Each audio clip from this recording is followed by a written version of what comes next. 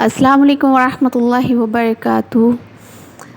کیسے ہیں میرے ویورز؟ امید کرتی ہوں سب خیر و عافیت سے ہوں گے۔ اللہ تبارک تعالیٰ سب کو شاد و آباد رکھے، اور میری آپ سب سے یہی التجا ہے کہ اگر آپ نماز نہیں پڑھتے ہیں تو پلیز پلیز پلیز نماز کی پابندی کیجئے کہ ہم اپنی قبر کی طرف، اپنی موت کی طرف رواں دواں ہیں۔ تیزی کے ساتھ ہمارا ہر لمحہ، ہر دن گزرتا چلا جا رہا ہے اور ہم موت کے قریب ان قریب ہوتے چلے جا رہے ہیں۔ تو ہمیں موت کی تیاری کرنی ہے، وہ کیسے کرنی ہے؟ ہمیں اللہ تبارک تعالیٰ کو راضی کر کے۔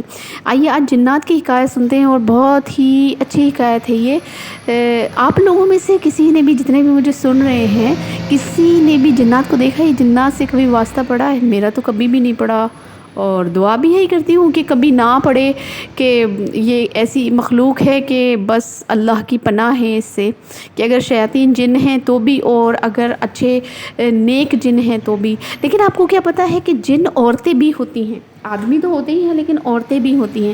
چلیے عورتوں کی، جنات عورتوں کا تذکرہ میں آپ کو سناتی ہوں۔ مشہور صحابی حضرت سیدنا عبداللہ بن زبیر رضی اللہ تعالیٰ عنہ فرماتے ہیں کہ ایک رات چند عورتوں کو طواف کعبہ کرتے دیکھا۔ جب میں نے دیکھا کہ وہ عورتیں کعبے کا طواف کر رہی ہیں، میں حیرت میں ڈوب گیا۔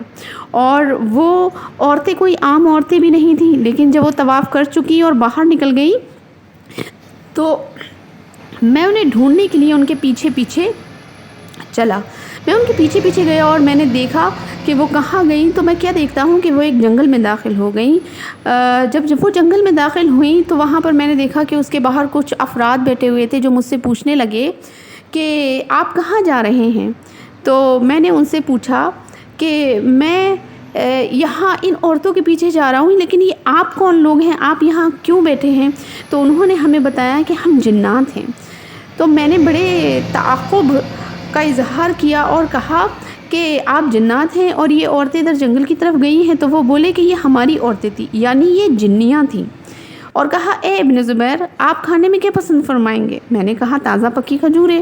حالانکہ اس وقت مکہ مکرمہ میں تازہ کھجوریں کہیں بھی نہیں پائی جا رہی تھیں، لیکن وہ میرے لیے تازہ کھجوریں لے کر آئے۔